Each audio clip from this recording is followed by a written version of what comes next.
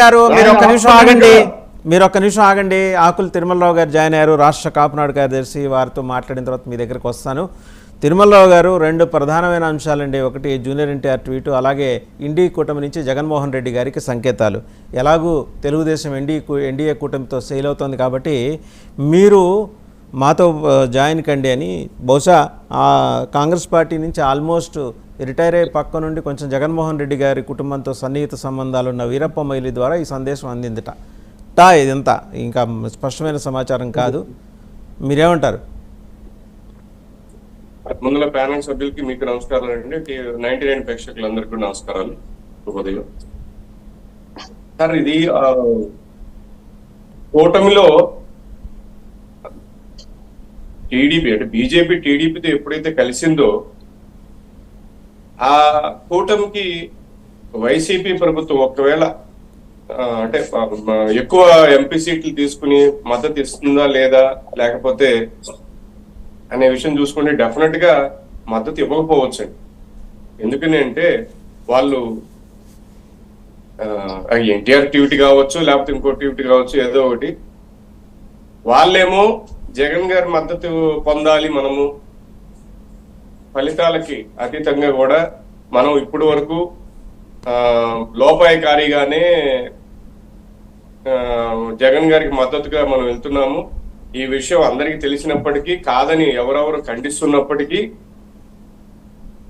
అటువంటి అవకాశాన్ని వదులుకునే పరిస్థితి చేయట్లేదు. కాకపోతే ఏంటంటే ఆయనకున్న సత్సంబంధాలు కేంద్ర ప్రభుత్వం కేంద్రంతో సత్సంబంధాలు మెయింటైన్ చేయాలి కాబట్టి ఇప్పటి వరకు మెయింటైన్ చేసుకుంటానే వచ్చింది.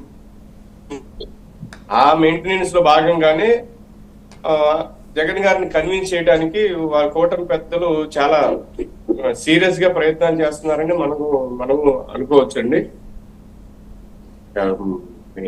ఎన్టీఆర్ గారినేమో ఒక పక్కనేమో వాళ్ళు జూనియర్ ఎన్టీఆర్ గారిని మాకు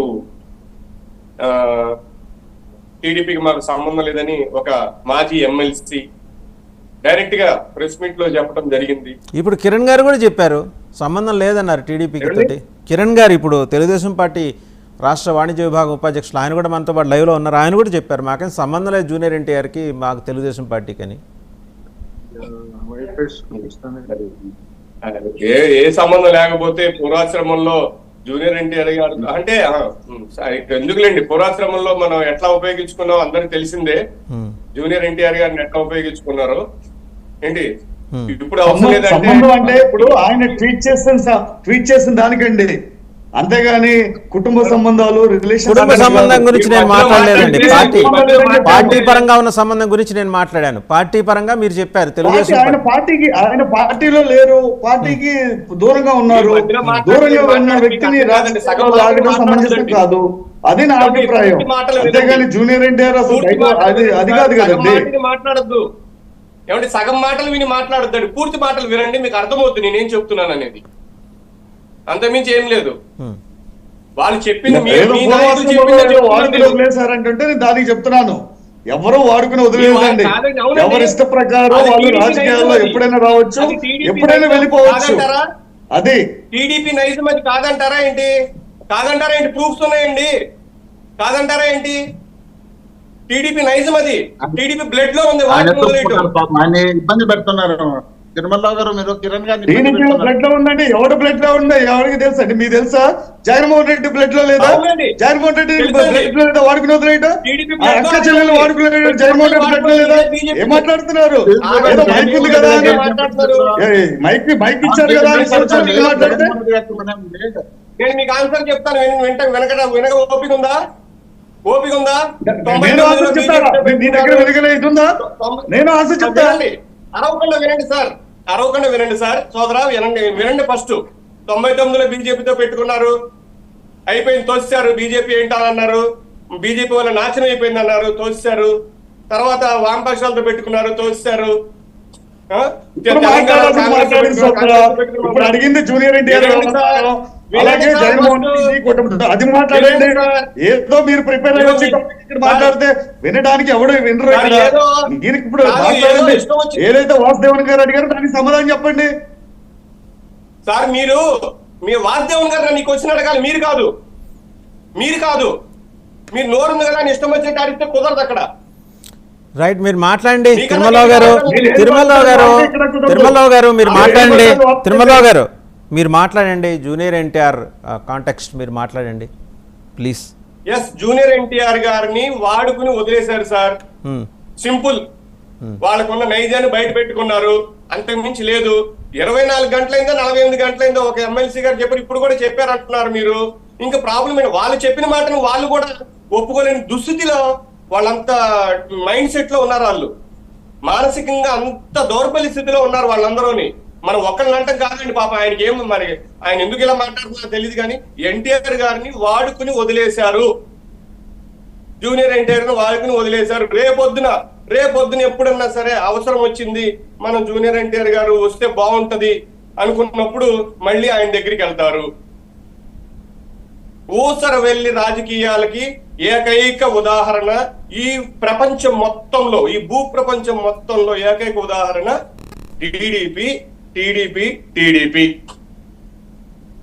ఎందుకంటే నాయకులు తయారు చేసే ఫ్యాక్టరీస్ గుర్తుపెట్టుకోండి. ఈ రోజున తెలుగు రాష్ట్రాల్లో ఏ పార్టీలో ఉన్నా తెలుగుదేశం పార్టీ నాయకుడు ఉన్నాడు కానీ ఒక నిమిషం లేరు. కిరణ్ గారు ఆయన మాట్లాడియండి.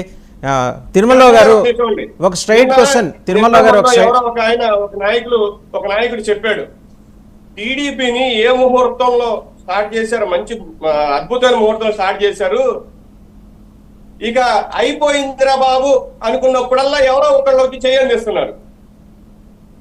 అది మంచి ముహూర్తంలో పెట్టడం ఒకటైతే, వాళ్ళ ప్రతిసారి మేము నాశనం అయిపోయిన టీడీపీ కోలు ఇక కనుమరుగైపోయింది అన్నప్పుడల్లా ఎవరో ఒకళ్ళ మద్దతు తీసుకుని బతికే పరిస్థితి ఒక పార్టీకి ఉందంటే అది అంత చేతగాని పరిస్థితిలో ఉందనేదే మనం అర్థం చేసుకోవచ్చు. ఆ రకంగానే జూనియర్ ఎన్టీఆర్ విషయం కూడా చెప్పొచ్చు సార్. అంతకు మించి వేరే ఏం చెప్పడానికి లేదు సార్. మీరు అడిగిన ప్రశ్నకి అంతకు మించి వేరే ఆన్సర్ కూడా ఎవరి దగ్గర నేననేది ఏంటంటే తిరుమలరావు గారు ఒక ప్రశ్న. ఇప్పుడు తెలుగుదేశం నందమూరి కుటుంబం నుంచి మరో సీఎం అభ్యర్థి బయటకు వస్తున్నాడా? ఎందుకంటే సీఎం అంటూ అక్కడ నినాదాలు కూడా చేశారు. అవకాశం ఉందా భవిష్యత్తులో అయినా?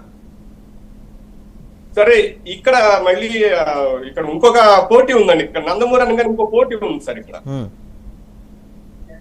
రేపు భవిష్యత్తులో ఎప్పుడన్నా సరే ఇప్పుడు కూటమికి అందరూ కలిసి వస్తున్నారు కదండి. రేపు ఎప్పుడన్నా భవిష్యత్తులో అంటే ఈ ఎలక్షన్ కావచ్చు, ఇంకో ఎలక్షన్ ఎప్పుడన్నా సరే ఫలితాలు ఎలా ఉన్నాయో మనం చెప్పలేం కాబట్టి ఎప్పుడన్నా సరే బీజేపీ మద్దతుతో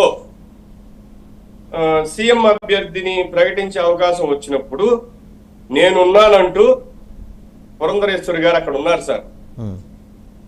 ఈయన రానివ్వరండి. నిజంగా టీడీపీ కనుక సరైన ఆలోచన చేసినట్టయితే, వాళ్ళకి రాజకీయంగా మంచి ఆలోచనలు ఉన్నట్టయితే, రాజకీయంగా మనం బలపడాలి అనుకున్న ఆలోచన ఉన్నట్టయితే ఈ ఎలక్షన్స్ లో జూనియర్ ఎన్టీఆర్ గారిని దగ్గర పెట్టుకునేవాడు సార్. అది చాలు సార్. వాళ్ళ రాజకీయ న్యూనతాభావం, వాళ్ళ రాజకీయలో తప్పించుకుని బతికే బతుకు, లేకపోతే వేరే వాళ్ళని బతికే బతుకు, సొంత మనిషిని ఇంట్లో పెట్టుకొని ఇంకొకళ్ళు ఎవరిని పంచలో చేరి బతికే బతుకు టీడీపీ బతుకుతోంది సార్. ఎప్పటికన్నా సరే జూనియర్ ఎన్టీఆర్ ఈ టీడీపీకి దిక్కవుతాడు ఫ్యూచర్ లో. వీళ్ళందరూ ఎవరు ఉండరండి. ఇప్పుడున్న నాయకులు ఎవరు ఉండరు. వాళ్ళకి ఆయన సెపరేట్ యాక్టివిటీ ఉంటది.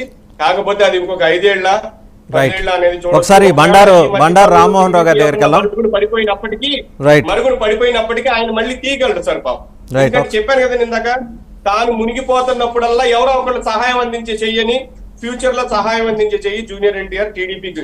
రైట్, ఒకసారి బండారు రామ్మోహన్ రావు గారి దగ్గరికి రైట్ తిరుమల గారు ఒకసారి బండారు రామ్మోహన్ రావు గారి దగ్గరికి వారు కూడా జాయిన్ అయ్యారు.